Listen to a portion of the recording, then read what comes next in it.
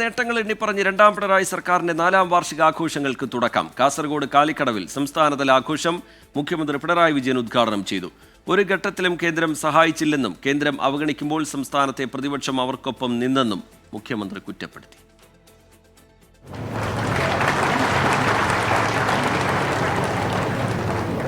വികസന പദ്ധതികൾ എണ്ണിപ്പറഞ്ഞാണ് സംസ്ഥാന സർക്കാരിന്റെ 4ാം വാർഷികാഘോഷങ്ങൾക്ക് മുഖ്യമന്ത്രി പിണറായി വിജയൻ തുടക്കമിട്ടത്. ആഘോഷങ്ങളുടെ സംസ്ഥാനതല ഉദ്ഘാടനം നിർവഹിച്ച മുഖ്യമന്ത്രി പിണറായി സർക്കാരിന്റെ 9 വർഷത്തെ വികസനക്ഷേമ പ്രവർത്തനങ്ങൾ ചൂണ്ടിക്കാണിക്കുന്ന എന്റെ കേരളം പ്രദർശന വിപണനമേള സന്ദർശിച്ചു.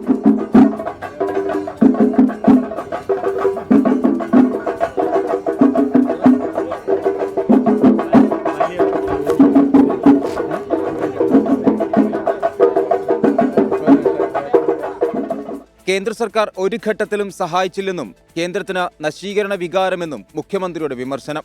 കേന്ദ്രം അവഗണിക്കുമ്പോൾ പ്രതിപക്ഷം അവർക്കൊപ്പം നിന്നു. കേന്ദ്ര ഗവൺമെന്റ് ഇങ്ങനെയൊരു നിലപാടെടുക്കുമ്പോൾ കേരളത്തിന്റെ താല്പര്യം മുൻനിർത്തിക്കൊണ്ട് അതിനെ എതിർക്കാൻ ബാധ്യതപ്പെട്ടവരാണ് കേരളത്തിലെ പ്രതിപക്ഷം. പക്ഷേ അവരും കേന്ദ്ര ഗവൺമെന്റിനോടൊപ്പം നിൽക്കുന്ന കാഴ്ചയാണ് നാം കണ്ടത്. കാഞ്ഞങ്ങാട് ബേക്കൽ ക്ലബ്ബിലെ വിവിധ മേഖലകളിൽ നിന്നുള്ള പ്രമുഖ വ്യക്തികളുമായി മുഖ്യമന്ത്രി സംവദിച്ചു. നടക്കില്ലെന്ന് കരുതിയ പദ്ധതികൾ LDF സർക്കാർ യാഥാർത്ഥ്യമാക്കിയെന്ന് മുഖ്യമന്ത്രി. കേരളത്തിൽ നടക്കില്ല എന്ന് കരുതിയ ഒരുപാട് കാര്യങ്ങളുണ്ടായിരുന്നു. നമുക്ക് തകരാൻ പറ്റില്ല. നമ്മുടെ നാടിന് ഇനിയും പുരോഗതി ഉണ്ടാകേണ്ടതായിട്ടുണ്ട്. നവകേരളത്തിന്റെ യാത്രയിലാണ് നാം.